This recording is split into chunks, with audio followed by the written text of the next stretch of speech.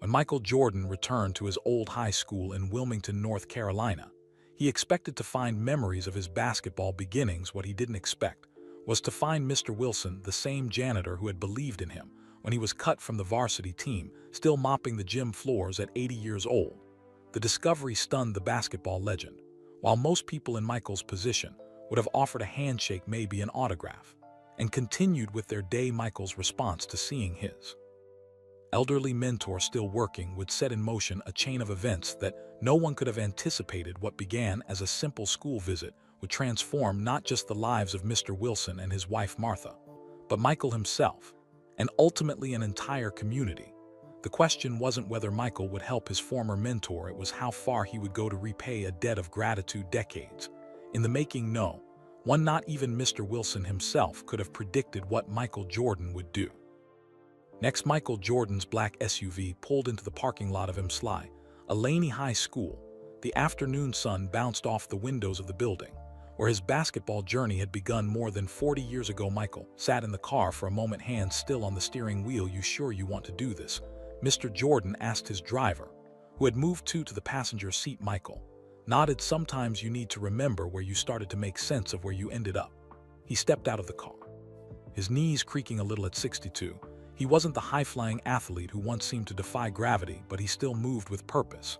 He straightened his golf shirt and adjusted his baseball cap lower over his eyes. Maybe he wouldn't be recognized right away. Maybe he could just soak in the memories first. The main entrance had been updated since his days here, but the school colors remained the same. Michael pulled open the heavy door and stepped inside. The hallway was quiet. School had ended an hour ago, but some kids were still around for after-school activities. Two boys walked past, deep in conversation about video games.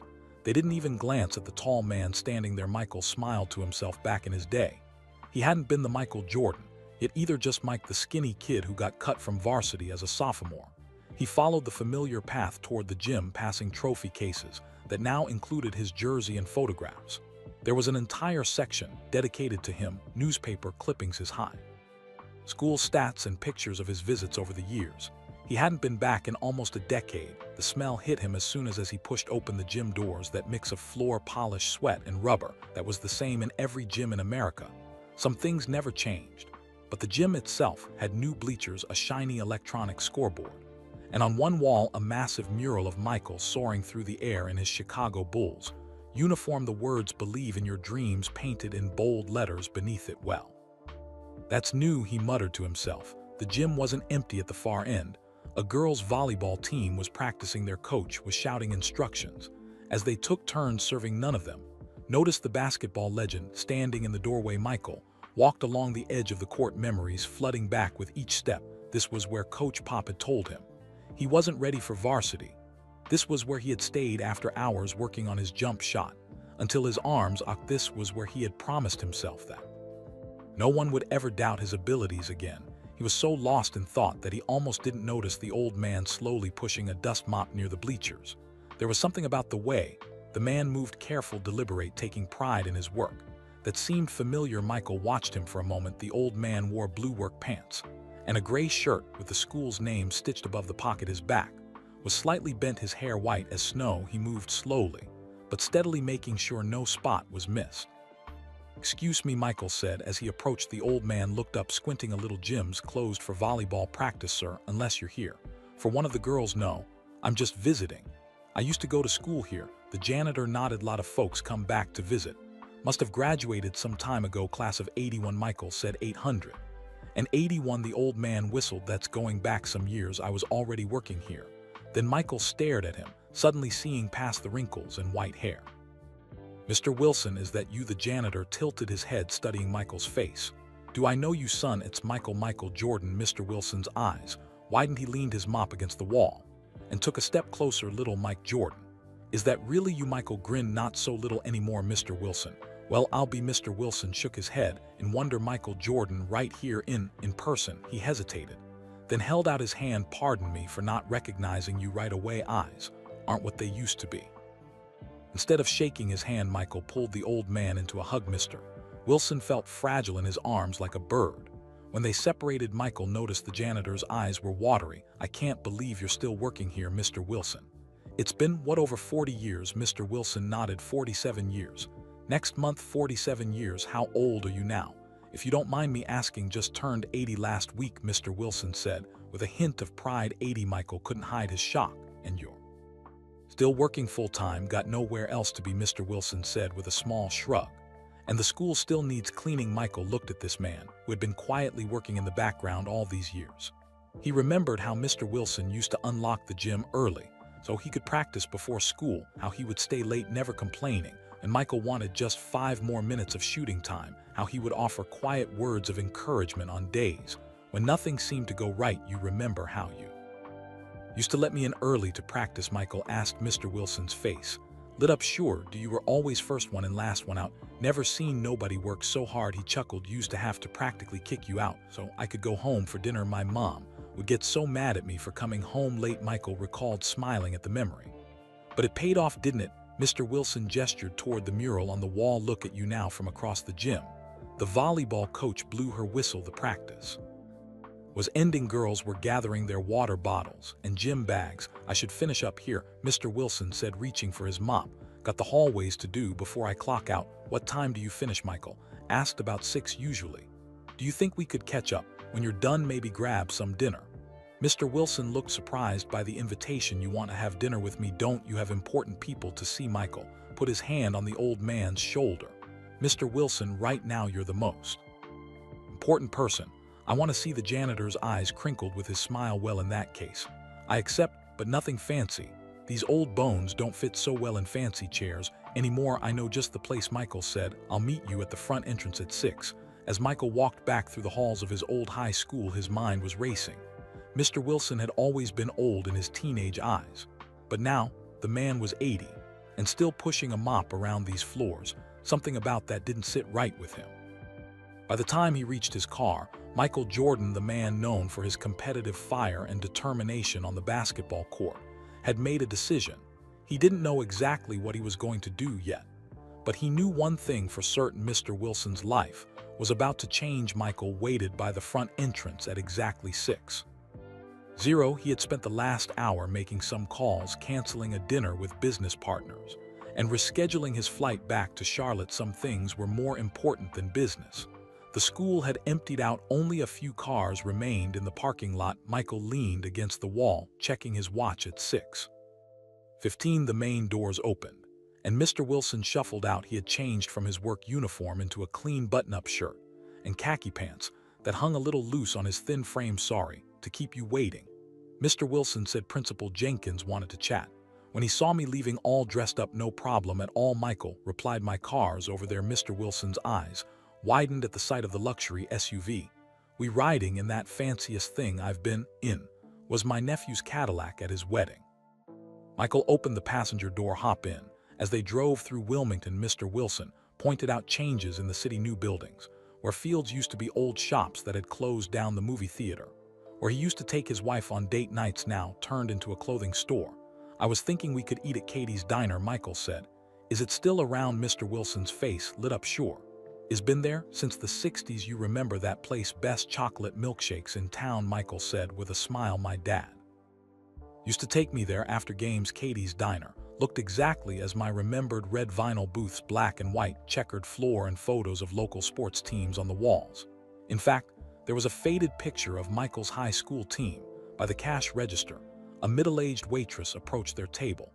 What can I get you? She stopped mid-sentence, staring at Michael. Oh my goodness. Are you? Michael nodded politely. Yes, ma'am. Could we get 2 menus, please? The waitress hurried away, whispering to her coworkers. Soon everyone the diner was sneaking glances at their table. Sorry about that, Michael said to Mr. Wilson. Happens sometimes, Mr. Wilson chuckled. Must be strange being recognized everywhere you go. You get used to it, Michael replied. But enough about me. I want to hear about you, Mr. Wilson. All these years at Laney High. That's dedication. The old man shrugged. It's just a job. Someone's got to keep the place clean.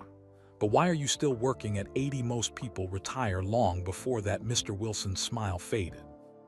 Slightly. Well, retirement's for folks who can afford it, I suppose. Before Michael could ask more questions, the waitress returned with their menus and a basketball for Michael to sign after ordering their food, cheeseburgers and those famous chocolate milkshakes. Michael steered the conversation back. Tell me about your family, Mr. Wilson The old man's eyes brightened. Got my wife Martha.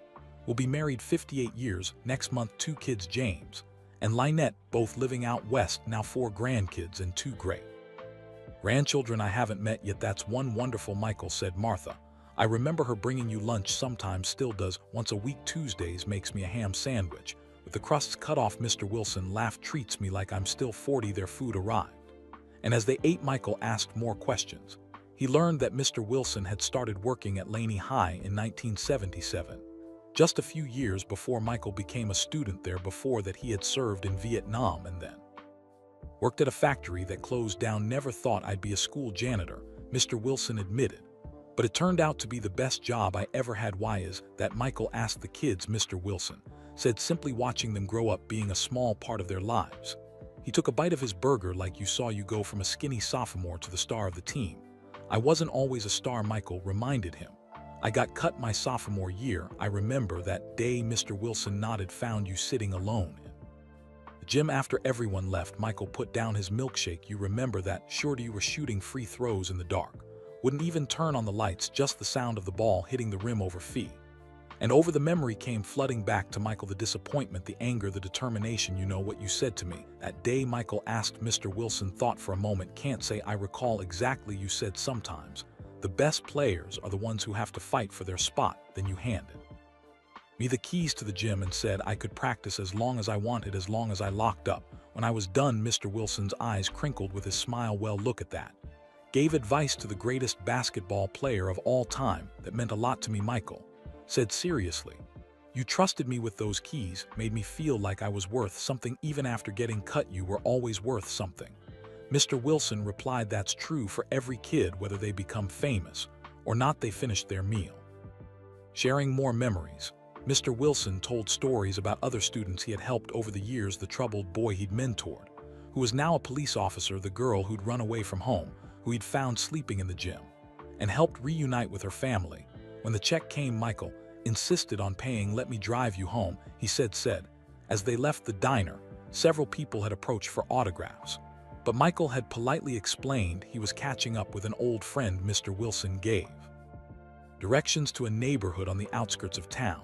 The houses grew smaller and more worn down as they drove. Finally, they pulled up to a modest single-story home with peeling paint and a small front porch. That's our place, Mr. Wilson said. Not much to look at, but it's home. Michael noticed the sagging roof, the cracked walkway, the railing that looked like it might give way if leaned on too hard. Would you like to come in, Mr. Wilson asked. Martha would love to see you. I'd be honored, Michael replied as they walked to the door. Mr. Wilson moved slowly, gripping the wobbly railing for support. Michael fought the urge to help him, sensing the man's pride. Martha, Mr. Wilson called as they entered. You'll never guess who I brought home for a visit. From somewhere inside the house came the sound of wheels rolling across hardwood. A moment later, an elderly woman in a wheelchair appeared. Her silver hair was neatly styled, and despite her frail appearance, her eyes were bright and alert. James Wilson, what are you up to now? She started to say, then gasped when she saw Michael. Oh, my stars, is that? Yes, dear, Mr. Wilson said proudly. Michael Jordan himself came to visit the school today and remembered your old husband. Martha Wilson's hand fluttered to her heart. Michael Jordan in our living room. I never thought I'd see the day. Michael bent down to shake her hand. It's a pleasure to meet you, Mrs. Wilson. Your husband was very important to me when I was in high school. As he straightened up, Michael looked around the small living room. The furniture was old. Clean framed family photos covered the walls, and there, on a side table, was a scrapbook with a familiar red cover. Is that? Michael pointed to the book. Mr. Wilson picked it up, looking slightly embarrassed. Just some newspaper for clippings I saved over the years about you and some other kids from school who did well. He opened the scrapbook to reveal carefully preserved articles about Michael's career, from high school games to his final championship with the Bulls. Michael swallowed hard. All these years, Mr. Wilson had been tracking his success, taking pride in it, as if Michael were his own son. And here, the man was at 80, still mopping floors, living in a house that was falling apart, with a wife in a wheelchair. In that moment, as he stood in the humble living room of the man who had quietly helped shape his future, Michael Jordan made another decision, this one even more determined than the last. Would you like some coffee, Mr. Jordan? Martha Wilson asked, already wheeling herself toward the kitchen. Please call me Michael. And coffee would be great, thank you, he replied, settling onto the worn sofa. Mr. Wilson eased himself into his recliner with a small grunt. These old joints aren't what they used to be. Michael looked around the small living room. Despite its shabby condition, everything was spotlessly clean and arranged with care. Framed photos crowded every surface. Children in graduation caps, a young couple on their wedding day, babies in Christmas outfits. Your family, Michael asked, nodding toward the photos. Our pride and joy. Mr. Wilson confirmed. James, Jr. lives in California, now works for some computer company. Lynette's in Arizona with her husband and kids. They don't visit much, Michael asked carefully. A flash of sadness crossed Mr. Wilson's face. They try. PL tickets aren't cheap, and they've got their own families to support. Martha returned with a tray of coffee cups, moving her wheelchair skillfully through the narrow doorway. I apologize for the cups, she said. They're nothing fancy. Michael accepted the steaming mug. These are perfect. Mrs. Wilson, oh please, it's Martha, she insisted. Mrs. Wilson makes me sound like my mother-in-law. They laughed, and Michael felt the tea-ish ease. He sipped his coffee, wondering how to approach the questions burning in his mind. Without seeming rude, Martha saved him the trouble. So I'm guessing you're wondering why James is still working at his age, she asked directly. Michael nodded.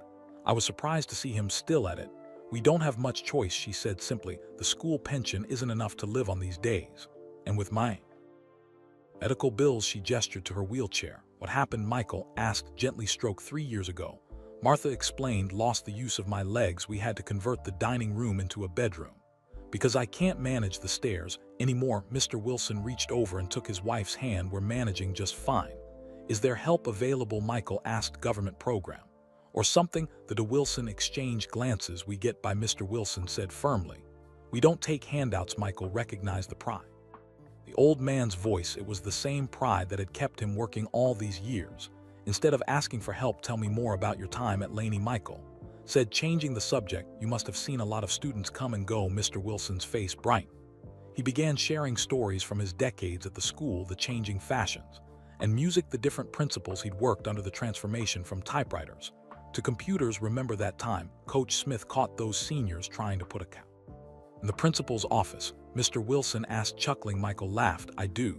They couldn't get it to go back down the stairs, had to call the fire department. Mr. Wilson added, poor cow was mooing like crazy. Martha smiled at their exchange. James has always loved working with the students, comes home every day with new stories. The kids keep me young. Mr. Wilson agreed. Even if they don't always notice. The old janitor, I noticed, Michael said quietly. Mr. Wilson studied him for a moment. Yes, you did more than most. Michael sat down his coffee cup. You know, I never told anyone this, but after I got cut from varsity, I was ready to quit basketball. Both Wilsons looked surprised. Really? Martha asked. But you were so talented. I didn't feel talented then, Michael admitted. I felt like a failure. I cleaned out my locker, and everything was going to tell my mom I was done. What changed your mind? Mr. Wilson asked. Michael looked him directly in the eye. You did me. Mr. Wilson seemed confused. What did I do? I was sitting in the locker room after everyone left, trying not to cry. You came in to clean up, but you didn't know I was there. I heard you talking to Coach Pop in the hallway. Mr. Wilson's forehead wrinkled as he tried to remember. You told him he'd made a mistake cutting me. Michael continued. You said you'd seen me practicing when no one was around, and that I had something special. You told him that someday he'd regret not giving me a chance. I said that? Mr. Wilson asked genuinely surprised. Michael nodded. I never forgot it. After I heard that, I decided I wouldn't quit. I'd work harder than ever and prove you right. Martha wiped a tear from her eye. James never told me that story. I don't even remember saying it, Mr. Wilson admitted. Just must have seemed like the truth at the time. It changed everything for me, Michael said earnestly. Knowing someone, even just the school janitor, believed in me when it felt like no one else did. The room fell silent for a moment. 3 people contemplating how small moments can alter the course of a life. You didn't just help me that one time, Michael continued. You unlocked the gym for me every morning at 5:30. You stayed late so I could keep practicing. You even fixed that outside hoop at my house when the backboard cracked. Remember? Mr. Wilson's eyes lit up. That's right, your daddy and I attached a new one, used marine plywood so it would last through the rain. It's still there, Michael said. My brother told me the new owners of the house kept it. Martha reached for the scrapbook and opened it. James has followed your whole career, cut out every article. The pages were filled with carefully preserved newspaper clippings, high school game reports, college highlights, NBA draft news, championship celebrations, even advertisements. Michael had appeared, and I always knew you'd do something special. Mr. Wilson said softly. Just had that look in your eye, that hunger not everyone saw. And Michael reminded him, well, some people need glasses. Mr. Wilson joked. They laughed again. And Michael felt a warmth in his chest that had nothing to do with the coffee here in this small, rundown house. Was someone who had believed in him before the world knew his name, someone who had helped shape his future without asking for anything in return. As the evening went on, they shared more stories. Mr. Wilson talked about other students. He'd helped over the years the girl who forgot her science project, and he let her in early to finish it, the boy who couldn't afford a prom suit. And Mr. Wilson had given him his own. Why did you do all that? Michael asked. It wasn't your job to help us kiss kids. Mr. Wilson thought for a moment, maybe not, but seemed to me that everyone needs somebody in their corner, especially young folks trying to find their way. He shrugged. I was just in the right place at the right time. By the time Michael looked at his watch, it was nearly midnight. I should let you both get some rest, he said, standing up. Will you be in town long? Martha asked. I was supposed to fly out tomorrow, Michael replied. But I think I'll stay a few more days at the door. Michael shook Mr. Wilson's hand. Thank you for everything, not just tonight, but back then. I owe you more than you. No, you don't owe me a thing, Mr. Wilson insisted. Just glad to see you doing so well. As Michael walked to his car, he pulled out his phone and made a quick note of things he'd observed in the house. The crack in the ceiling, the uneven floors, the bathroom doorway too narrow for Martha's wheelchair, the medical supplies stacked in the corner. On the drive back to his hotel, Michael couldn't stop thinking about the Wilsons. How many other students had Mr. Wilson helped over his 47 years at Laney High? How many young lives had he shaped with his quiet kindness? And now at 8 years old, he was still mopping floors, while his wife struggled with health issues in a house that was falling apart around them. It didn't seem right, it didn't seem fair. By the time Michael reached his hotel room, the decision he'd made earlier had grown into a plan that would require resources, discretion, and perfect timing. He sat on the edge of the bed and began making calls. The next morning, Michael called Mr. Wilson at the school. Good morning, Laney High School. A young voice answered. I'd like to speak with James Wilson, please. Michael said. The janitor hold on. Several minutes passed before Mr. Wilson came to the phone. Hello, Mr. Wilson, it's Michael Jordan. Michael, what a nice surprise. Martha and I were just talking about your visit last night. Made us both feel young again. Michael smiled. I was wondering if I could drive you home after work today. I'd like to take some photos of that scrapbook of yours, if that's okay. Well, sure. Mr. Wilson sounded surprised, but pleased. I get off at 6 again. I'll be there, Michael promised. After hanging up, Michael spent the day making more calls to his business manager, to his lawyer, to a contractor in Wilmington he'd found online, to an old friend from UNC who now works in healthcare. At 5:45, Michael parked outside Laney High School and waited. The afternoon sun cast long shadows across the parking lot. Students streamed out of the building, backpacks slung over shoulders, laughing and shouting to each other. Mr. Wilson appeared at 6:05, looking tired after a full day's work. Hope I didn't keep you waiting, he said, as he climbed carefully into the SUV. Not at all, Michael replied. How was your day? Same as always. Spills to clean, papers to pick up, bathroom toilet overflowed again. In the science wing, Michael winced at 80. You shouldn't be dealing with overflowing toilets. Mr. Wilson shrugged. It's all part of the job. As they drove, Michael casually asked questions about the Wilsons' house, how long they'd lived there, if they'd ever considered moving. What repairs it needed most. Been there 35 years. Mr. Wilson said. Bought it when prices were low, couldn't afford anything like it now, that's for sure. And repairs, Michael prompted. Oh, always something. Roof leaks. When it rains hard, plumbing's old. Since Martha's stroke, we've been meaning to widen the bathroom door for her wheelchair. But he trailed off. But what? Michael asked. Money's tight, Mr. Wilson admitted. Between Martha's medication and regular bills, there's not much left for fixes. When they pulled up to the Wilson home, Michael noticed details he missed in the heavy dark last night. The sagging gutters, the cracked concrete path, the wooden ramp that had been hastily built over the front steps, already showing signs of RCK. Martha greeted them at the door, her face lighting up at the sight of Michael. What a lovely surprise, she exclaimed. I thought James was making up stories when he said you might come back today. Michael bent down to hug her gently. I wanted to see that scrapbook again, if you don't mind. Of course not.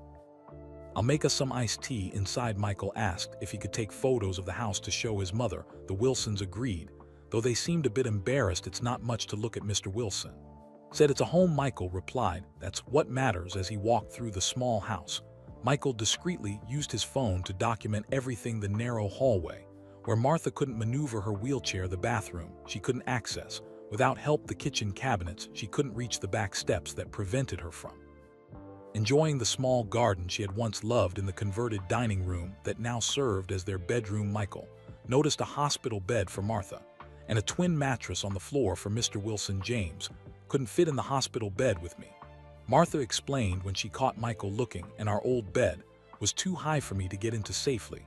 So he sleeps on the floor, Michael asked, trying to hide his shock. It's just temporary, Mr. Wilson said quickly, until we figure something else out. Michael swallowed hard. This proud man who had helped shape his future was sleeping on the floor at 80 years old. They settled in the living room with the scrapbook and iced tea. Michael took photos of each page, while the Wilsons told stories behind some of the clippings. Remember this game? Mr. Wilson pointed to a yellowed newspaper article about a high school championship. How could I forget? Michael grinned. Coach nearly had a heart attack when I took that last shot. But you made it, Mr. Wilson said proudly. Never doubted you would. As they talked, Michael noticed small things around the house. The thermostat set at 78 degrees, probably to save on air conditioning. The TV that looked at least 20 years old. The worn carpet, patched in places with duct tape. When Martha excused herself to use the bathroom, Michael heard Mr. Wilson helping her, murmuring encouragements and endearments, as if they were still newlyweds. She hates needing help, Mr. Wilson explained. When he returned, Martha's always been so independent. How long have the doctors said she'll need the wheelchair? Michael asked. They said she might walk again within intense physical therapy, Mr. Wilson replied. But insurance only covered 10 sessions, he shrugged. So we do what we can at home, Michael nodded, adding another note to his mental list. After about an hour, Martha began to look tired, Michael noticed, and stood to leave. I should get going, he said. Thank you both for your hospitality. Will we see you again before you leave town? Martha asked. Michael smiled. Actually, I've decided to stay in Wilmington a bit longer. I have some business to take care of at the door. Mr. Wilson shook his hand firmly. It means a lot that you took time to visit us. Most folks from your world don't look back once they make it big. You're important to me, Mr. Wilson, Michael said simply. More than you know. Back in his car, Michael reviewed the photos he'd taken: the house, the scrapbook, the makeshift bedroom, the narrow doorways, the rotting porch. Each image strengthened his resolve. He called his driver. I need you to pick me up at the Wilson house and take me to meet someone, he said, and bring my laptop. We have work to do. 20 minutes later, Michael was in the backseat showing the photos to a local contractor named Dave Thompson. Can it be fixed? Michael asked. Dave scratched his beard. Sure, anything can be fixed, but this place needs more than a few repairs. It needs a complete overhaul. How long would that take to do it right with permits and everything? At least 2 months, Michael shook his head. Need it done in a week, maybe 10 days max. Dave laughed, then realized Michael was serious. That's impossible unless money is no object. And you've got a whole crew working around the clock. Michael looked the contractor directly in the eye. Money is no object, and I want the best crew you can find. Dave's eyes widened. You're really going to do this for the old janitor? He's not just an old janitor, Michael said. Fur lie. He's the man who believed in me when no one else did. Dave nodded. Understanding. I'll need to see the inside tomorrow, Michael promised. I'll arrange for the Wilsons to be out of the house. We'll have a few hours to measure everything. As they shook hands, Michael added one more thing. This stays absolutely quiet. No social media, no press, nothing. You got it, Mr. Jordan. Back at his hotel, Michael made more calls long after midnight. He was still at it, his notepad filled with names, numbers, and ideas. When he finally lay down to sleep, his mind was racing with possibilities. The plan was taking shape, but there was still so much to do, and the clock was ticking. Michael tossed and turned all night. Every time he closed his eyes, he saw Mr. Wilson mopping the gym floor with his bent back. He saw Martha struggling to maneuver her wheelchair through doorways too narrow for comfort. He saw the proud couple living in a house that was slowly falling apart around them. At 3 in the morning, he gave up on sleep. He sat by the window of his hotel room, looking out at the quiet streets of Wilmington. The city had changed so much since his childhood days, but some things remained the same. Good people struggling to get by, kindness going unnoticed and unrewarded. It's not right, he muttered to himself. He thought about his own journey, the fame, the fortune, the 6 NBA championships. None of it would have happened if he had quit basketball after being cut from varsity, and he might have quit if not for Mr. Wilson's belief in him. How many other lives had the old janitor touched over his 47 years at Laney High? How many students had he encouraged with a kind word or a small gesture? And now at 80, the man was still working, still giving, while his own needs went unmet. Michael picked up his phone and scrolled through the photos he'd taken at the Wilson house. The sagging roof, the narrow doorways, the mattress on the floor, each image strengthened his resolve. But it wasn't just about fixing house. The Wilsons needed more than that. They needed financial security, health care, a way to enjoy their remaining years without constant struggle. Michael opened his laptop and began researching retirement options for school employees in North Carolina. The numbers confirmed what he already suspected. The pension was barely enough to survive on, especially with added medical expenses. Next, he looked into health care costs and insurance coverage. The gaps were significant, especially for someone like Martha, who needed ongoing therapy and equipment. By dawn, Michael had filled pages of notes with ideas and possibilities. The sky was lightening outside his window when his phone rang. It was his business manager calling from Charlotte. "Mike, I've got the numbers you asked for," she said. "It's doable, but it's going to require some creative financial planning." "Whatever it takes," Michael replied without hesitation. "You're really serious about this?" "More serious than I've been about anything in a long time." After the call, Michael showered and dressed. Despite his sleepless night, energy surged through him. This project felt more important than any business deal or investment he'd made in years. At breakfast in the hotel restaurant, he made more calls to a medical equipment supplier, to a financial advisor who specialized in retirement planning, to a lawyer who could set up a trust. At 9:00, his phone buzzed with a text from Dave. "The contractor got a crew ready to go. When can we start?" Michael smiled. Things were moving faster than he dared hope. His next call was to Laney High School. "This is Michael Jordan," he told the surprised receptionist. "I'd like to speak with Principal Jenkins." Minutes later, a nervous-sounding man came on the line. "Mr. Jordan, this is such an honor. How can I help you?" "I'm calling about James Wilson," Michael explained. "I understand he's been working at Laney for 47 years. "Yes, that's right. Mr. Wilson is an institution you hear. I'd like to arrange something special for him, but I need your help keeping it a secret." Principal Jenkins was immediately on board. "Anything for Mr. Wilson, and anything for you, of course, Mr. Jordan." They discussed details, and the principal agreed to give Mr. Wilson a week off with pay under the pretense of a special maintenance project that would temporarily close the school. "We can manage without him for a week," Prince Jenkins assured Michael, though it'll be the first time in nearly 5 decades. After hanging up, Michael reached out to a travel agent to arrange accommodations for the Wilsons during the renovation. He needed something comfortable, accessible for Martha's wheelchair, and not so fancy that it would make them uncomfortable. By noon, Michael had been awake for 30 hours straight, but he felt no fatigue. This mission energized him in a way he hadn't felt since his playing days. He drove to a local diner for lunch, choosing a corner booth where he wouldn't be easily recognized. As he ate his sandwich, he watched the people around him. The waitress with tired eyes, who still managed to smile at every customer. The old couple sharing a piece of pie, still holding hands after all these years.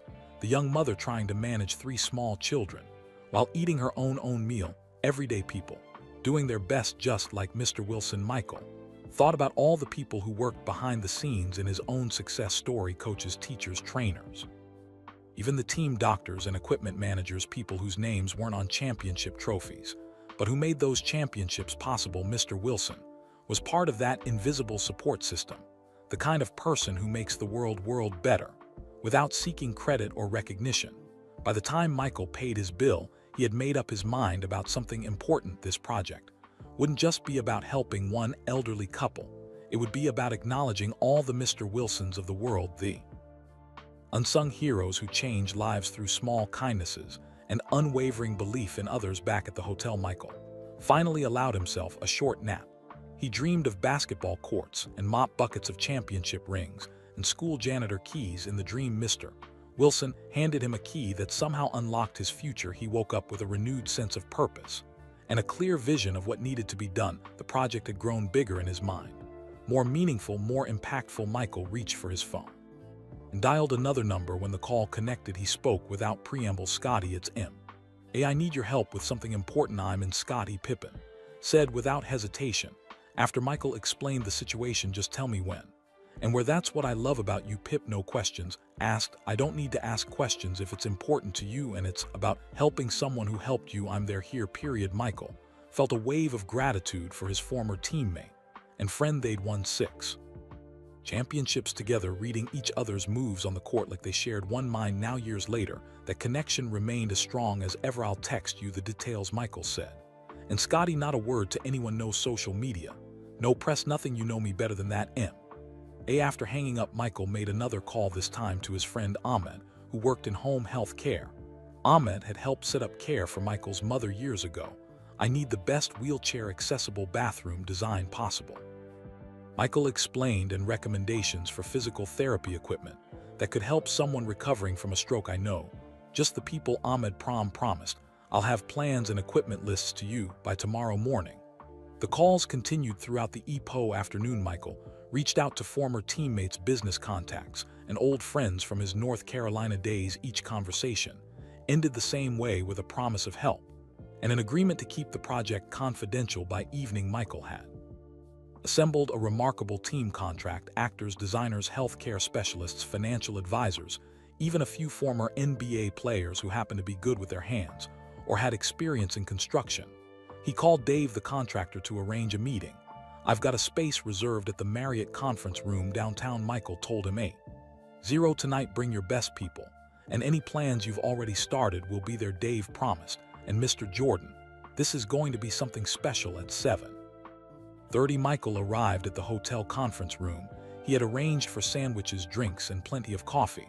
He set up his laptop and connected it to the projector. Loading the photos of the Wilson home people began arriving a few minutes later. Dave and his team of contractors, Ahmed with 2 healthcare specialists, Michael's financial advisor and lawyer, on a video call from Charlotte, a local interior designer who had worked on projects for other athletes and understood the need for discretion. By 8:00, the room was full. Some people recognized each other and chatted quietly. Others stood awkwardly, unsure why they had been summoned by the basketball legend. Michael cleared his throat, and the room fell silent. Thank you all for coming on such short notice, he again. And thank you for agreeing to keep this meeting confidential. What we're about to discuss stays in this room. He clicked to the first photo: Mr. Wilson mopping the gym floor at Laney High School. This is James Wilson. He's 80 years old and has been the janitor at my old high school for 47 years. He's still working full-time because he can't afford to retire. Michael clicked through more photos: the Wilson home, Martha in her wheelchair, the makeshift bedroom. His wife Martha had a stroke 3 years ago. Their house isn't wheelchair accessible. He sleeps on a mattress on the floor so she can use the hospital bed. Michael's voice grew firm. This man changed my life. When I was a teenager, he believed in me when others didn't. Now it's my turn to help him. The room was completely silent as Michael outlined his plan. We have 1 week, maybe 10 days at most, to completely renovate their home and set them up for the rest of their lives. It needs to be fast, it needs to be perfect, and it needs to be a total surprise. Dave raised his hand. A complete renovation usually takes months, even with a full crew working normal hours. This won't be normal hours, Michael replied. I need round-the-clock work, 3 shifts. Whatever it takes. Budget is not an issue, but time is. He turned his financial advisor on the video screen. John, walk us through the financial package. John explained the trust Michael was establishing for the Wilsons. It would pay off their mortgage, cover their medical expenses, and provide a monthly income that would allow Mr. Wilson to retire immediately. Next, Ahmed and his health care team presented plans for making the home fully accessible for Martha: widened doorways, a roll-in shower, ramps and handrails, even a physical therapy area in what used to be the spare bedroom. Dave's team shared initial renovation plans, which quickly evolved as others in the room offered suggestions. The roof needs to be replaced entirely. One contractor noted, we should upgrade the electrical system. While we're at it, another added, what about the garden? Asked the interior designer. Martha used to love gardening before her stroke.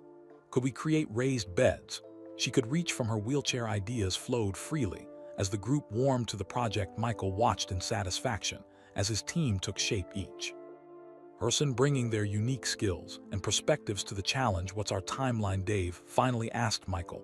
Click to a new slide showing a day-by-day schedule. Tomorrow, I'll invite the Wilsons to a special week-long basketball camp reunion at the beach. That's our window to complete the main renovation.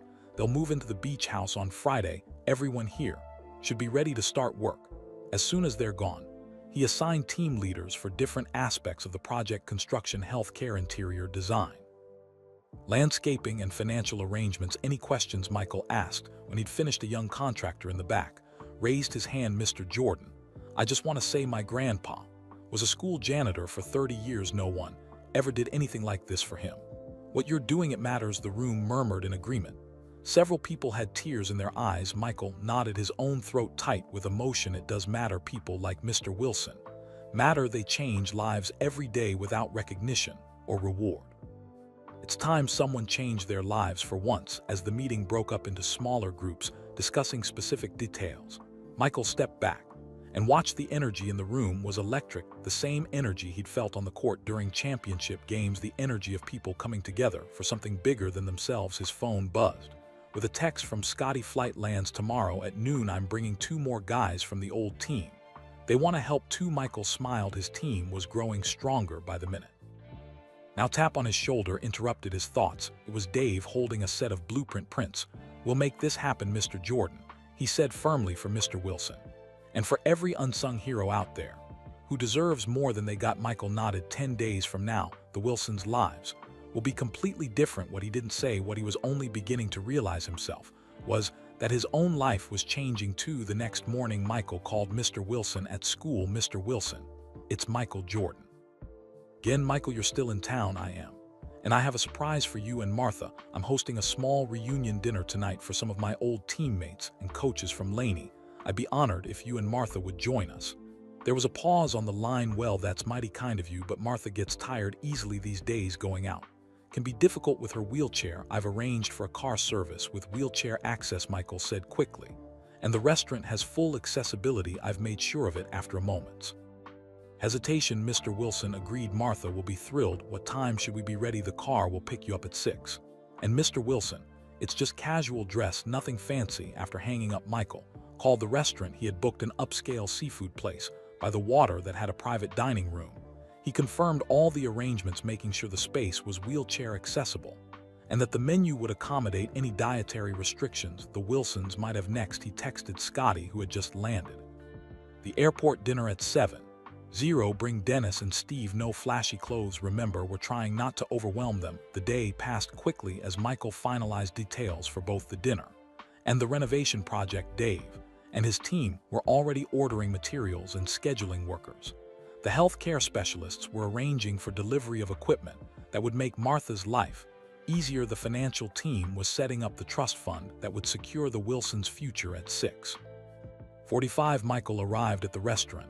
The private room was ready with a table set for 8 people. He had arranged for the table to be round, so everyone could see and talk to each other easily. Scotty arrived a few minutes later with Dennis Rodman and Steve Kerr, 3 of Michael's championship teammates. All were dressed simply in polo shirts and slacks, following Michael's instructions. Thanks for coming, guys, Michael said as they shared handshakes and hugs. This means a lot to me. You said this janitor was important to you, Scotty replied. That's all we needed to know. Dennis nodded in agreement.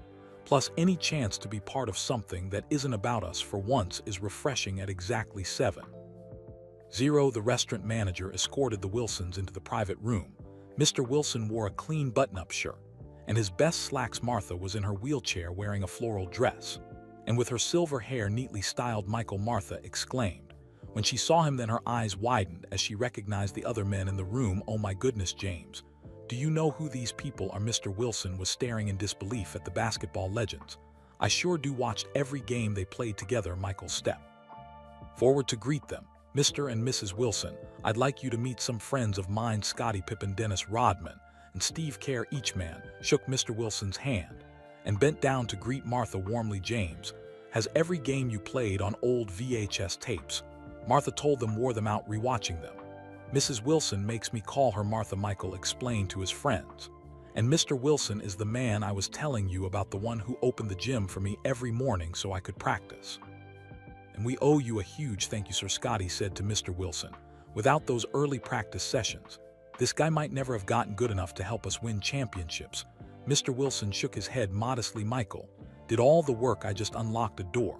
Sometimes that's all someone needs. Steve commented. An open door and a chance. The group settled around the table. Michael had arranged for a special chair that would allow Martha to sit comfortably without having to remain in her wheelchair during the meal.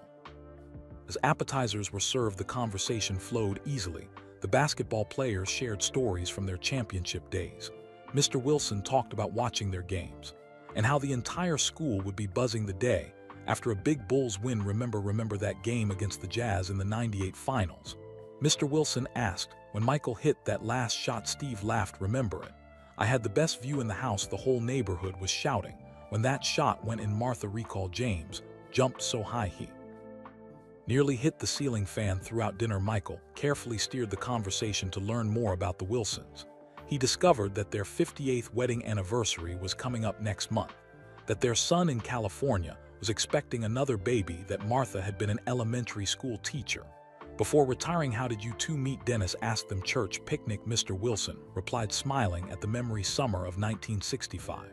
I saw her across the lawn and knew right then she was the one. He spilled lemonade on my new dress, trying to talk to me.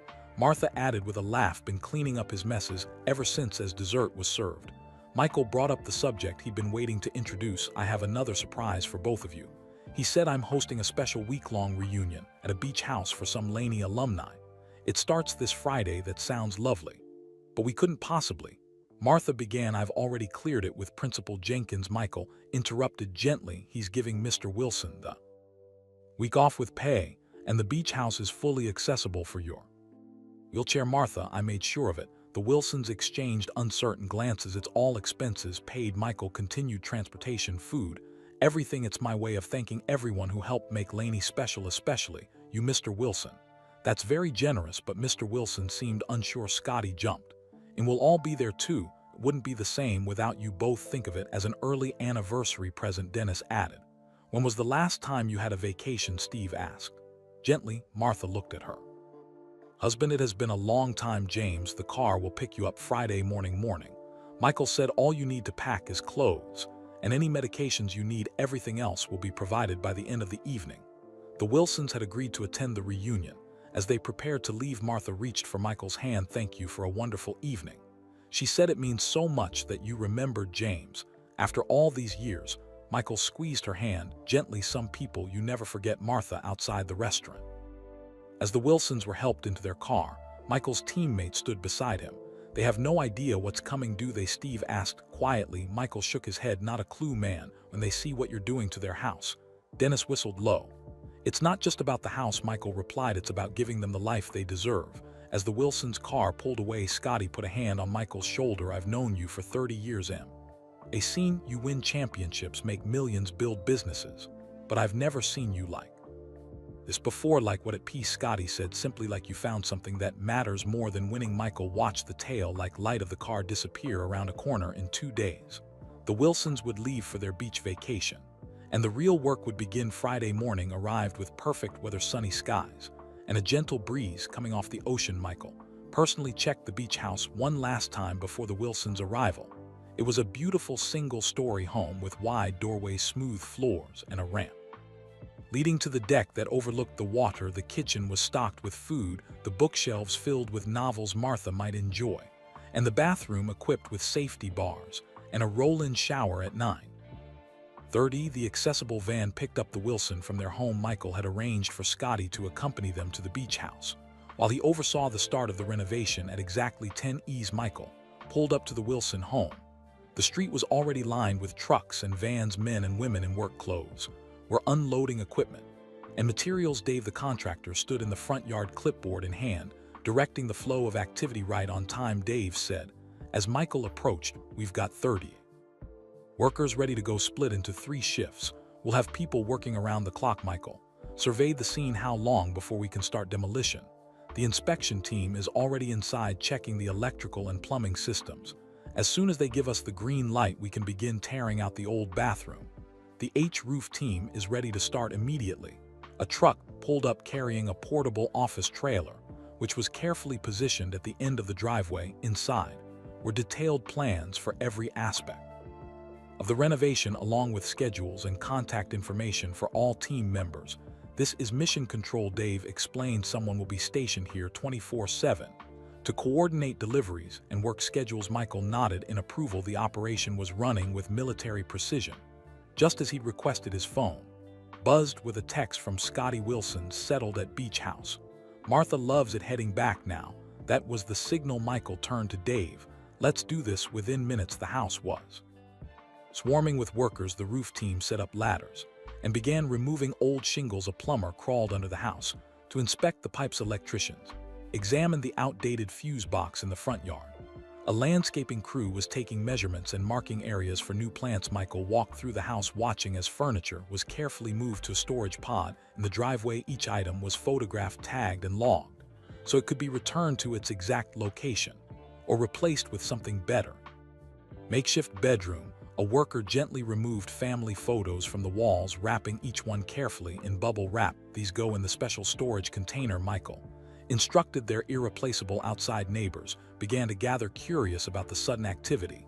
An elderly woman from across the street approached Michael. "What's happening to the E. Wilson place?" she asked. "Are they moving?" "No, ma'am," Michael replied. "We're just doing some repairs." While they're on vacation, the woman squinted up at him. "You look familiar. Have we met before?" Before Michael could answer, a large truck rumbled down the street, distracting her. It stopped in front of the house, and workers began unloading sheets of drywall. Inside, the demolition had begun. Workers wearing masks and goggles carefully removed the old bathroom fixtures in the narrow hallway. Others began taking down a wall that blocked Martha's wheelchair.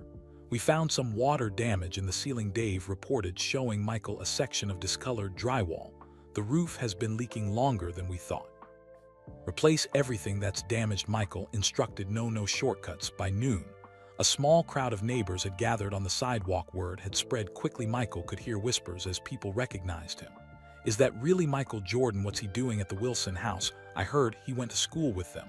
A local news van pulled up, and a reporter jumped out with a camera. Operator Michael immediately walked over to intercept them. "No cameras," he said firmly. "But Mr. Jordan, the public would love to." "No, this isn't for publicity," Michael cut him off. "This is private. Please respect that." After a brief negotiation, the reporter agreed to leave, promising to return when the project was complete, if Michael would grant an interview. Then, by mid-afternoon, the old roof was completely removed, and workers were installing new plywood. Sheathing inside the bathroom had been gutted down to the studs. The hallway wall was gone, creating a wider passage for Martha's wheelchair. Scotty arrived, having returned from the beach house. "They're all settled in," he reported. "Mr. Wilson is already making friends with other guests. They have no idea this is all for them." "Good." Michael nodded. "What did you tell them about why I'm not there?" "Said you had some business meetings, but would join them tomorrow." They bought it completely. A design team arrived with fabric samples and paint chips. They spread them out on a folding table, discussing options that would match the Wilsons' existing furniture while brightening up the space. Mrs. Wilson mentioned loving blue. Michael told them maybe incorporate that somehow in the backyard. The landscaping crew had begun clearing overgrown bushes. Their plan included a paved path wide enough for a wheelchair, raised garden beds Martha could tend from her chair, and a small patio where the couple could enjoy morning coffee. As the afternoon turned to evening, floodlights illuminated the property. The first shift of workers headed home, high-fiving the second shift. As they arrived, food trucks pulled up to provide meals for the crew. Michael walked through the half-demolished house, amazed at how much had been accomplished in just one day. The place was almost unrecognizable. Already his phone buzzed with another text from the beach house. A photo of the Wilsons smiling on the deck watching the sunset. They looked relaxed and happy, completely unaware of the transformation happening at their home. "They deserve this," Michael murmured to himself. As night fell, the pace of work didn't slow. Roofers continued in installing waterproof underlayment by floodlight inside. Electricians pulled new wiring through the walls. Plumbers installed pipes for the expanded bathroom. Around midnight, a special delivery arrived, a hospital-grade adjustable bed large enough for both Mr. and Mrs. Wilson to sleep comfortably together. It would replace the separate beds they'd been using since Martha's stroke. "Where do you want this?" the delivery driver asked. "Store it in the pod for now," Dave instructed. "We're still rebuilding the bedroom by 2 a.m. Even Michael had to admit he needed rest. The second shift was in full swing, and the third would arrive before dawn. "Get some sleep," Dave told him. "We've got this covered. Tomorrow's another big day." As Michael drove back to his hotel, he reflected on the day's progress. The physical transformation of the house had begun, but there was still so much to do. The financial arrangements, the health care plans, the long-term support systems, all were being set up in parallel with the renovation. He thought about Mr. Wilson unlocking the gym doors for him all those years ago, such a small act of kindness. The man couldn't have known what it would lead to. 6 NBA championships, a global brand, a fortune beyond imagination. And now, all these years later, Michael was unlocking a different kind of door. For the Wilsons, it felt right, it felt necessary, it felt like completing a circle that had been drawn long ago. Tomorrow would bring new challenges, but for now, Michael allowed himself to feel satisfied with the day's accomplishments. Operation Homecoming had officially begun. After a few hours of sleep, Michael was back at the Wilson house before sunrise. The third shift of workers was still going strong under bright work lights. The new roof was nearly half complete, with workers laying shingles. The pre-dawn darkness progress report. Michael asked Dave, who looked like he hadn't slept at all. We're on schedule, maybe even a bit ahead, Dave replied, handing Michael a cup of coffee. The bathroom demolition is complete. Kitchen cabinets are being removed. Now electricians finished rewiring the main living areas. Overnight, Michael nodded in approval. Any problems? Found some termite damage in the bathroom floor joists.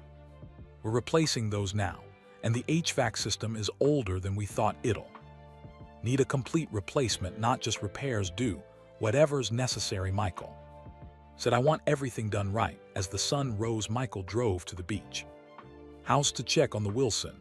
He found them having breakfast on the deck, looking refreshed and happy. Michael, Martha exclaimed, we were wondering when you join us. This place is just beautiful. Sorry I couldn't be here yesterday, Michael said, taking a seat at their table. Had some business to wrap up in town. Your friend Scotty took good care of us, Mr. Wilson assured him. Even helped me figure out how to work the fancy TV in the living room. Michael smiled. Are you comfortable here? Is there anything you need? It's perfect, Martha said. The bathroom is so easy for me to use with my wheelchair. I haven't felt this independent in years. Her words confirmed what Michael already knew. Their home needed these same accommodations permanently. What's on the agenda today?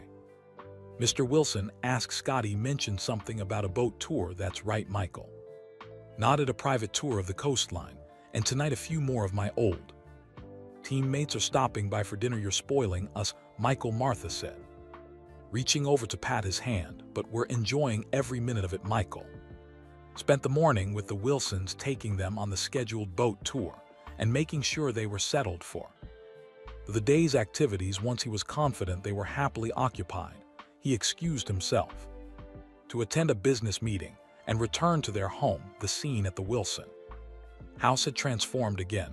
The old roof was completely gone, with a new one taking shape rapidly. A dumpster in the driveway was filled with demolished materials. In the front yard, the cracked walkway had been removed, and forms were being set for a new, wider path.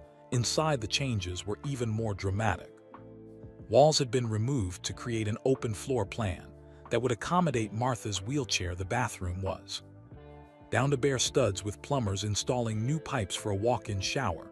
The kitchen cabinets were gone, with outlines marked on the walls for new lower installations that Martha could reach from her chair. We're making good time, Dave reported. The foundation for the back ramp will be poured this afternoon.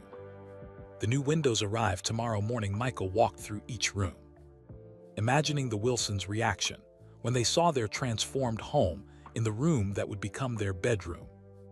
Healthcare specialists were discussing the placement of equipment that would help Martha with her daily routines. The adjustable bed should go here, one specialist pointed, and we'll need outlets for her medical equipment on this wall.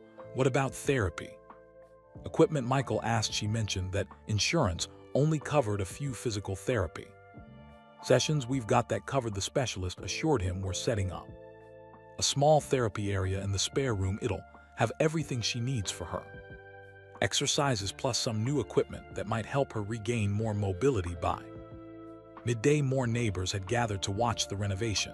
Some had brought food for the workers, others offered to help with small tasks. What had started as Michael's private project was becoming a community effort. An elderly neighbor approached Michael as he inspected the new roof. I've lived across the street from James and Martha for 30 years, she said. Never seen anything like It's like one of those TV shows where they rebuild someone's house. Michael smiled something like that. He deserves it, you.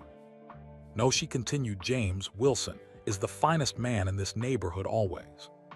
The first to help when someone needs it. When my husband passed, James mowed my lawn for 2 straight months without ever being asked. Stories like this came throughout the day. The mail carrier who remembered Mr. Wilson cleaning snow off the elderly neighbor's driveways in winter. The young mother whose car Mr. Wilson had fixed when her baby was sick and she needed to get to the doctor. The teenager who said Mr. Wilson had paid for his sports equipment in high school when his family couldn't afford it. Each story strengthened Michael's resolve to make this renovation perfect. This wasn't just about repaying a personal debt. It was about honoring a lifetime of quiet generosity. In the afternoon, Michael drove back to the beach house with Scott to join the Wilsons for dinner. They found the couple playing cards with some of the other reunion attendees, actually friends of Michael's who were helping to maintain the illusion. Mr. Wilson called out, "You've got to meet Bill here. Turns out we both served in the same unit in Vietnam, just a few years apart." Michael shook hands with Bill, an old friend who had been briefed on his role in the charade Small World during dinner. Michael's phone buzzed constantly with updates from the renovation site. He checked them discreetly, smiling at photos showing the new roof completed and the foundation for the wheelchair ramp drying in the afternoon sun. "Everything okay?" Martha asked, noticing his attention to his phone. "Just some business stuff," Michael assured her. "Nothing that can't wait." After dinner, the group gathered in the living room to watch a basketball game. Michael observed Mr. Wilson explaining plays to the others, his knowledge of the game impressive for someone who had never played professionally. "You really understand basketball," Michael commented. Mr. Wilson shrugged, modestly, "Watching from the sidelines all those years, you pick things up. Watched you and your teammates at practice every day. Learned a lot." As the evening wound down, Michael excused himself to make a call outside. On the deck, he spoke with Dave for an update. "The interior walls are all framed," Dave reported. "Drywall starts tomorrow morning. Cabinets arrive day after. We're still on schedule for completion by next Thursday." "Perfect," Michael replied. "They'll return home Friday morning." When Michael returned inside, he found Martha looking through a photo album she'd brought from home.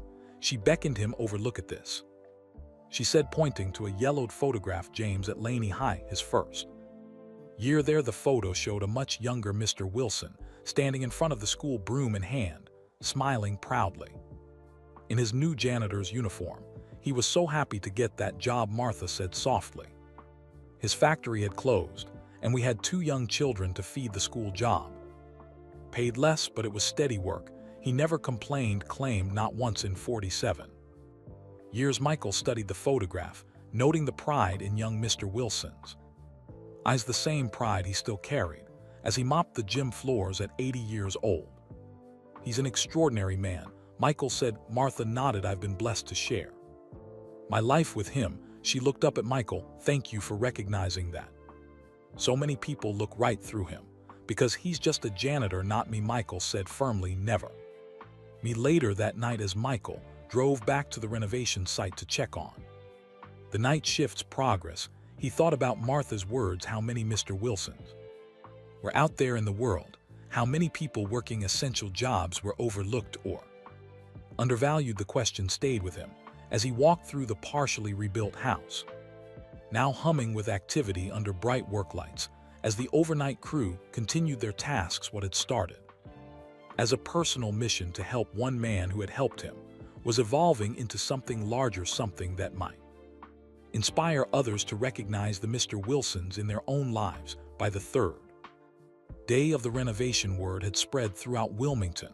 What had begun as a private project had captured the community's imagination. People began showing up at the Wilson house, offering help. A local flooring company donated hardwood for the living room. A furniture store offered to replace the Wilsons' worn-out sofa. High school students volunteered to help with painting. Even the mayor stopped by, promising to expedite any permits needed for the renovation. Michael arrived that morning to find the front yard filled with volunteers and well-wishers. "What's going on?" he asked Dave. "People want to help," Dave explained. "Everyone seems to have a story about Mr. Wilson, the guy who fixed their car, the man who helped their kid learn to read, the janitor who always had time to listen." A middle-aged woman approached Michael timidly. "Mr. Jordan, I'm Susan Matthews. I was a student at Laney when you were there. Mr. Wilson helped me too. I was hoping I could contribute something to this project." "What did you have in mind?" Michael asked. "I own a small garden center. Now I'd like to donate plants for their yard. Mrs. Wilson always loved gardening before her stroke." Michael smiled. "That would be perfect, actually. We're building raised beds she can reach from her wheelchair throughout the day." More offers came in. A local doctor volunteered to review Martha's medical records and suggest equipment that might help her recover. Recovery, a tech company, offered to install a smart home system that would allow the Wilsons to control lights, temperature, and even door locks. From Martha's wheelchair, students from the high school art department asked if they could create a special mural for one wall. Principal Jenkins arrived with several teachers and a proposal. "We've been talking at school," he told Michael. "We'd like to create a display case in the main hallway honoring Mr. Wilson's years of service, and we want to start a scholarship in his name for students who demonstrate his kind of quiet leadership and service. He'd be embarrassed by the attention." Michael replied, "but deeply honored. We'd also like to do something for the current project." Jenkins continued, "The students have organized a donation drive. They've collected about $3,000 so far for Mr. Wilson's medical expenses." Michael was touched by the gesture. "Put it toward the scholarship fund instead," he suggested.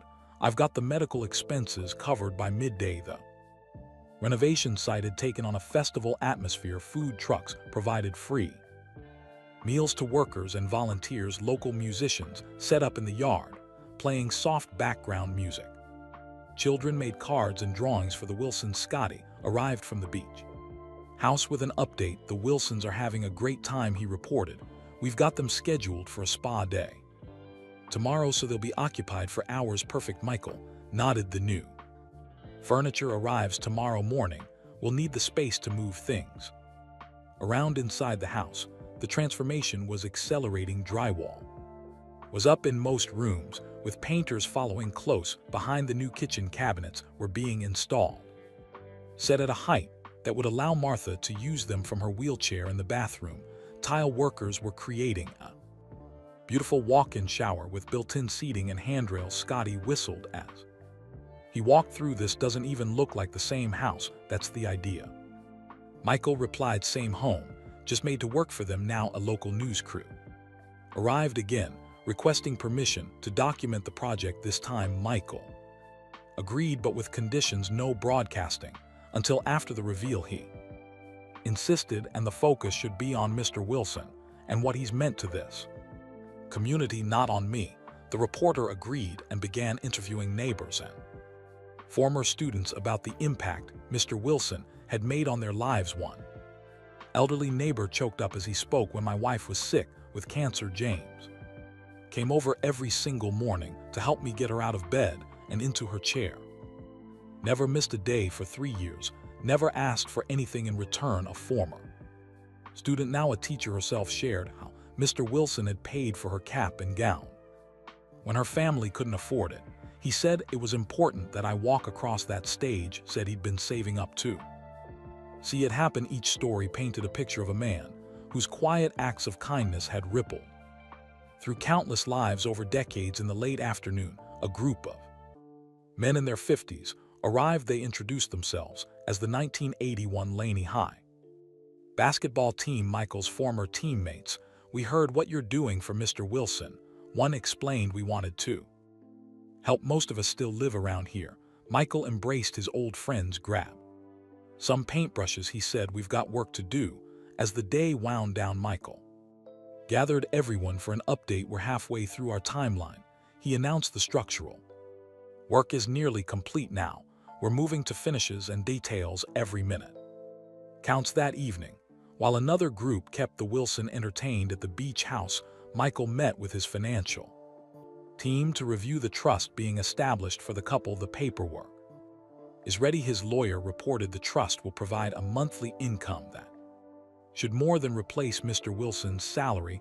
All their medical expenses will be covered for life, and we've set aside funds for their children and grandchildren's education. What about the house? Michael asked. The mortgage will be paid in full, and we've arranged for property tax exemption through a special program for seniors. Michael nodded in satisfaction. They'll never have to worry about money again. Later that night, after checking on the overnight work crew, Michael sat on the front steps of the Wilson home. The street was quiet now, the volunteers and visitors gone, until morning stars shone in the clear sky above. He thought about how this project had taken on a life of its own. What had started as his personal mission to help the Wilson had become a community celebration of a man whose kindness had touched so many lives. Maybe that was the real gift here, not just the renovated house or the financial security, but the recognition of a lifetime of quiet service, the acknowledgement that Mr. Wilson mattered, that his work mattered, that his kindness mattered in a world that often celebrated the wrong things: wealth, fame, power. This was a moment to celebrate something real: goodness, simple, everyday goodness. Michael smiled to himself. There were 4 more days until the Wilsons would return home. 4 more days to make this renovation perfect. 4 more days to prepare for a moment that would change their lives forever. And he was beginning to realize a moment that had already changed his own life as well. The next few days passed in a blur of activity. The renovation entered its final stages as the countdown to the Wilsons' return ticked away. Michael split his time between overseeing the work at the house and visiting the couple at the beach to ensure they remained happily distracted. Just 2 more days until we head home, Mr. Wilson mentioned during Michael's visit on Wednesday. I've enjoyed this vacation more than I can say, but there's something about sleeping in your own bed. Michael smiled, thinking of the new adjustable bed waiting for them. Sometimes coming home is the best part of a trip. By Thursday morning, the house was nearly unrecognizable. Fresh paint covered the walls in warm, welcoming colors. New hardwood floors gleamed in the living areas with smooth, wheelchair-friendly transitions between rooms. The kitchen featured lowered countertops on one side, allowing Martha to cook from her wheelchair.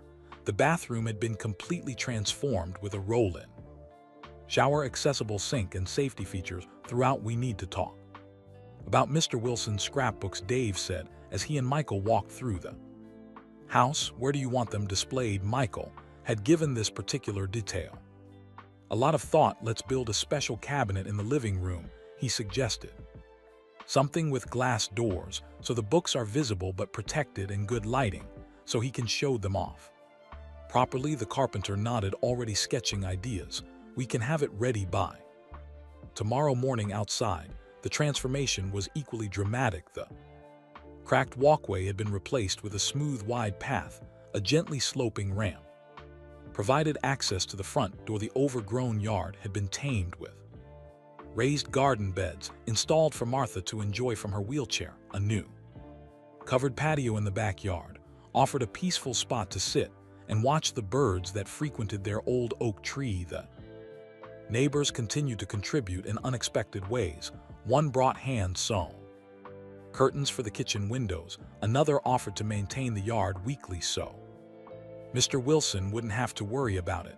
A local artist painted a beautiful mailbox with the Wilson name and images of flowers that Martha loved. As evening approached, Michael gathered the core team for a final review. We're down to the last 24 hours. He reminded them, every detail matters. I want this house perfect when they arrive tomorrow. The list of remaining tasks was small but important: installing the special display case for Mr. Wilson's scrapbooks, arranging family photos throughout the house, stocking the kitchen with groceries, setting up Martha's new therapy equipment in the spare room. What about personal touches? Asked Lisa, the interior designer. Things that will make it feel like home right away. I've been thinking about that, Michael replied.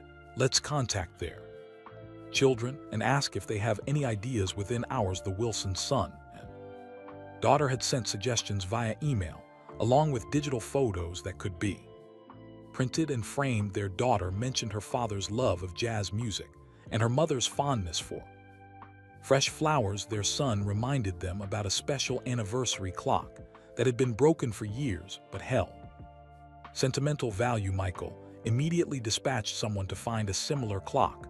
Another volunteer was sent to purchase a high-quality music system preloaded with jazz classics.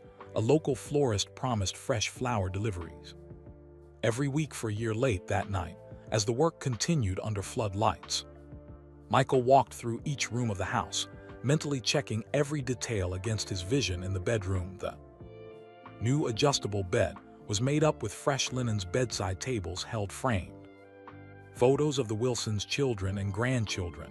A special lifting device had been discreetly installed to help Martha get in and out of bed safely. The bathroom featured a heated floor lever, handled faucets easy for arthritic hands to operate, and a shower system with multiple settings for comfort. A small detail caught Michael's eye: a built-in shelf held the exact brands of shampoo and soap the Wilson used arranged neatly within Martha's reach. The kitchen cabinets were stocked with their familiar dishes, now organized in accessible drawers rather than high shelves. The refrigerator hummed quietly, filled with fresh food. A new tea kettle sat on the stove, the same model Martha had mentioned liking during one of their conversations at the beach house. In the living room, the special display case for Mr. Wilson's scrapbooks was being installed, its built-in lighting highlighting the carefully preserved pages within. Nearby, a new calm, comfortable recliner with a remote control would allow Mr. Wilson to elevate his feet after a long day. And throughout the house, hundreds of cards, letters, and small gifts from community members had been arranged. Students from Laney High had created a massive thank you card signed by the entire school. Former students had written letters sharing how Mr. Wilson had impacted their lives. Neighbors had brought small mementos representing shared memories. Michael paused in the hallway where a wall of photographs told the story of the Wilsons' life together: their wedding, the birth of their children, holidays, graduations, and quiet moments of everyday joy. Among them, Michael had added a photograph of himself as a high school student, standing next to Mr. Wilson in the Laney gym. "That looks right," he said softly. Outside, the final landscaping touches were being completed under portable lights. The new mailbox was installed at a height accessible from Martha's wheelchair. Solar-powered path lights illuminated the walkway for safety at night. By sunrise, the house was complete. The last worker packed up their tools. The final inspections were past. The cleaning crew did one last sweep through every room. Michael stood in the driveway, surveying the transformation. The house looked better than new. It looked like a home that had been redesigned with love and attention to every detail. "We did it," Dave said, joining him right on schedule. "It's perfect," Michael agreed. "Now for the hard part, keeping it a surprise for a few more hours." As the morning sun illuminated the newly renovated Wilson home, Michael sent a text message to Scotty at the beach house: "Mission accomplished. Bring them home at noon." The countdown to the reveal had begun. By 11:30, a quiet crowd had gathered near the Wilson home: neighbors, former students, teachers from Laney High, and everyone who had worked on the renovation waited in anticipation.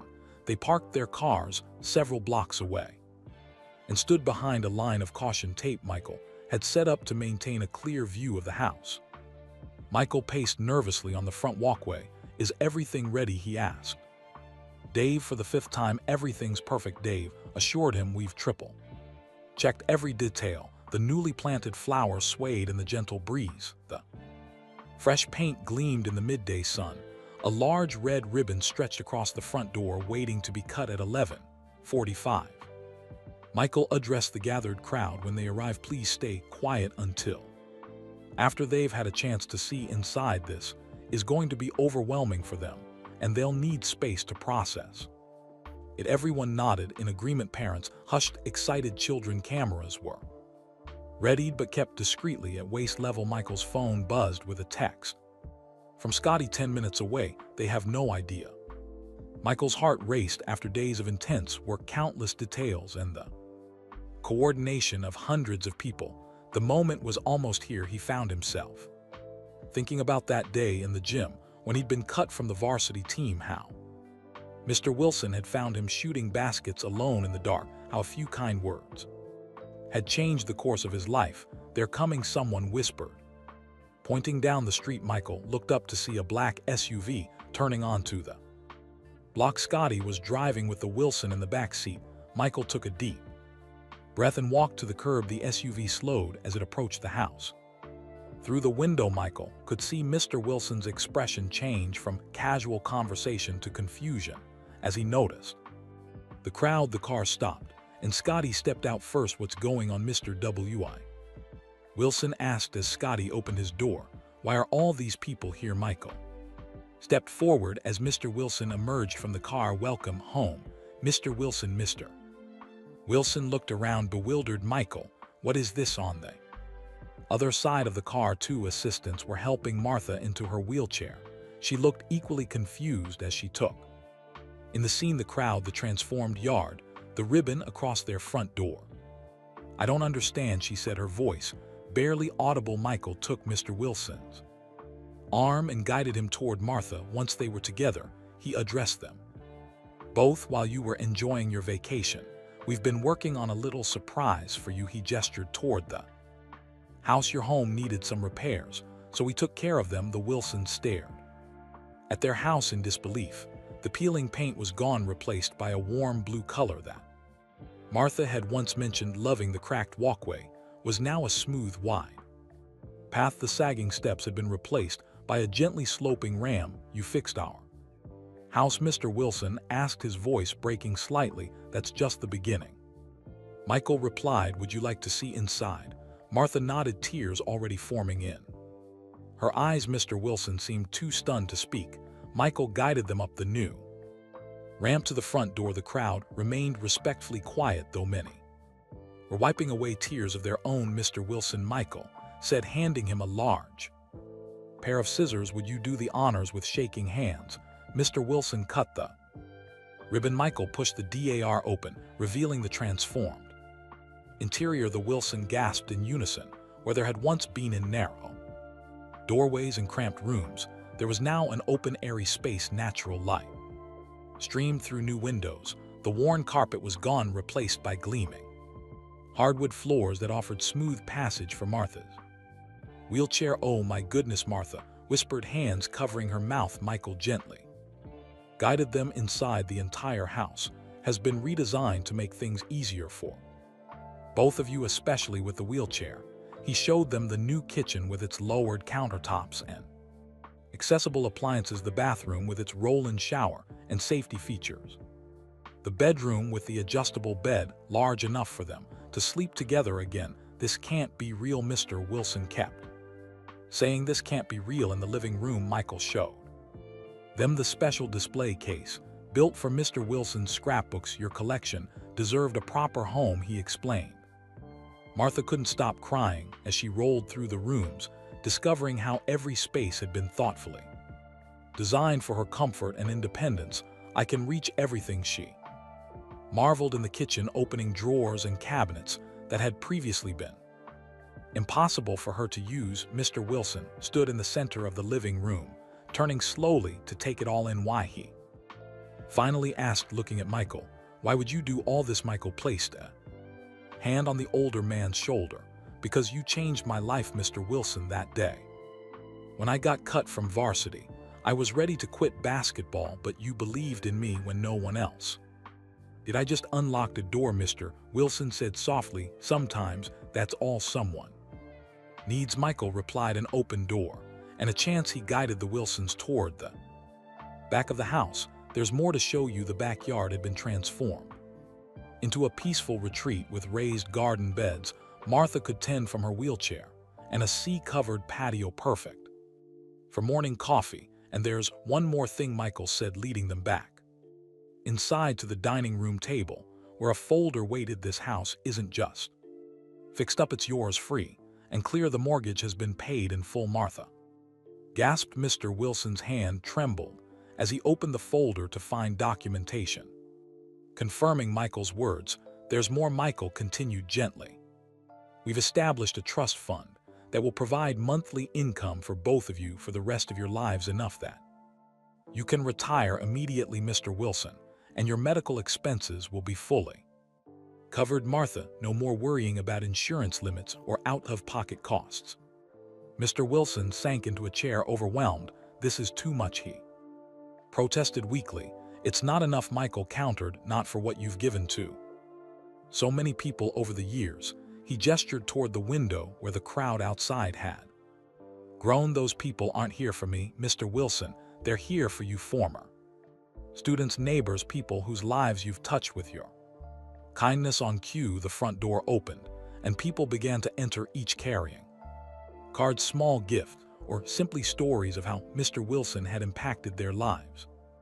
"James Wilson changed my life," one middle-aged man said. "When I was failing school, he stayed late every day to help me study. In the empty classroom he was cleaning. Mr. Wilson bought my son his first pair of basketball shoes when we couldn't afford them," a woman added. "He never told anyone. We never forgot." One by one, people shared their stories. Mr. Wilson sat stunned, listening, as a lifetime of quiet kindness was acknowledged openly for the first time.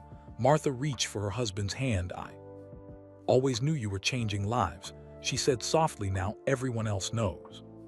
Two outside, more people had gathered. Students from Laney High held signs thanking Mr. Wilson for his decades of service.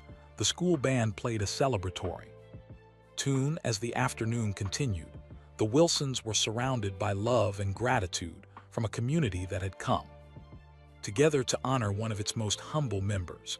And through it all, Michael Jordan, the basketball legend, the global icon, the billionaire businessman, stood quietly to the side, watching with satisfaction as the man who had once unlocked a gym door for him received the recognition he had earned through a lifetime of quietly opening doors for others. As evening approached, the celebration continued at the Wilson home. Neighbors had set up tables in the front yard with food and drinks. Children played games on the newly SL-dead lawn. The atmosphere was like a block party with Mr. Wilson as the guest of honor. Michael observed it all from a quiet corner of the R porch. He walked as Martha navigated her wheelchair effortlessly through the wide doorway. No longer trapped in her own home, he saw Mr. Wilson accepting hugs and handshakes from people whose lives he had touched. His usual modesty giving way to humble pride. Scotty joined Michael on the porch. "Mission accomplished," he said, clinking his water bottle against Michael's. "More than I ever imagined," Michael agreed. "Look at them, they're so happy you did good."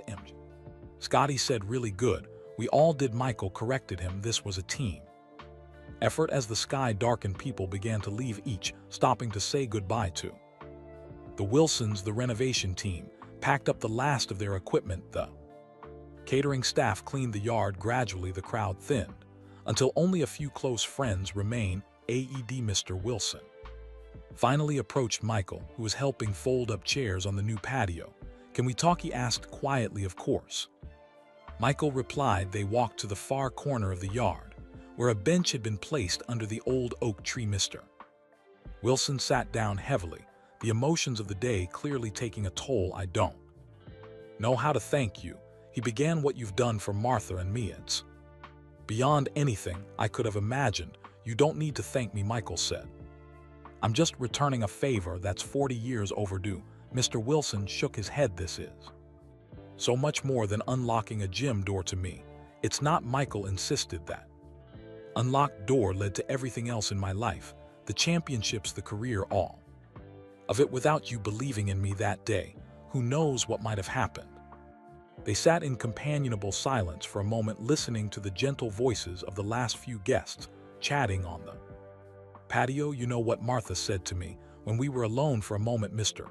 Wilson finally asked. She said, "James, you've spent your whole life helping others. Now it's your turn to be helped." "I've never thought about it that way. She's a wise woman." Michael smiled. "The thing is," Mr. Wilson continued, "I never felt like I was doing anything special. Just treating people the way I'd want to be treated, doing what seemed right in the moment, that's what makes it special. Michael said you didn't help people for recognition or rewards, you did it because that's who you are. Mr. Wilson looked toward the house where Martha was, showing a friend the new kitchen from her wheelchair. You've given us our life back. You know, Martha can move around our home again. I can sleep beside my wife instead of on that floor mattress, and I don't have to worry about leaving her alone while I work. Speaking of work, Michael said Principal Jenkins wanted me to tell you he's holding your job if you want it, but you don't need to work anymore. The trust fund will provide more than your salary did. Mr. Wilson was quiet for a long moment. I've worked every day since I was 16 years old, he said slowly. Don't know what I'd do with myself if I wasn't working. Maybe there are other ways to stay connected to the school. Michael suggested teaching assistant, mentor, school historian. You know more about Laney High than anyone alive. That might be nice. Mr. Wilson nodded thoughtfully. Share some stories with the young folks, though I doubt they'd be interested in an old man's memories. You'd be surprised, Michael assured him. Kids today need role models like you more than ever. As they talked, Martha wheeled herself toward them, her movements confident on the smooth new pathway. There you are, she said. I was wondering where you disappeared, to just trying to find words to thank Michael. Mr. Wilson explained. Martha reached out and took Michael's hand. I don't think there are enough words in the English language for that, she said softly, but maybe you don't need words when your heart is this full. Michael squeezed her hand gently. The pleasure was all mine, not just yours, Martha corrected him, gesturing toward the few remaining guests. Look at how many lives you've touched with this project, not just ours. She was right. The renovation had brought together hundreds of people, former students reconnecting with their past neighbors, becoming friends, strangers working side by side toward a common goal. I have something to show you both, Michael said, standing up. One last surprise. He led them to the small room at the back of the house that had once been used for storage. The door was closed. Before you open this door, Michael said, I need to tell you something, Mr. Wilson. When we started this project, it was about fixing your house and setting you up financially, but it became something more, something bigger. Mr. Wilson looked confused. Your story, your life of service and kindness inspired everyone who worked on this renovation, and we all started asking the same question. How many other Mr. Wilsons are out there? How many people working essential jobs are overlooked or undervalued? Michael reached for the doorknob, so we decided to do something about that. He opened the door. Inside, the former storage room had been transformed into a beautiful home office. A desk faced the window, overlooking the backyard. Bookshelves lined one wall. A comfortable chair sat in the corner beside a reading lamp. I don't understand, Mr. Wilson said, looking around the room. Martha wheeled herself inside, examining the space. What is this for, Michael? Michael pointed to the wall above the desk, where a framed document hung. That's the incorporation paperwork for the James Wilson Foundation. Its mission is to recognize and support school support staff, janitors, cafeteria workers, bus drivers, maintenance people who make a difference in students' lives. Mr. Wilson stepped closer to read the document, his eyes widening. Named after me, you're the inspiration, Michael explained. The foundation will provide scholarships, emergency financial assistance, and recognition programs for the people who keep our schools running, but often go unnoticed.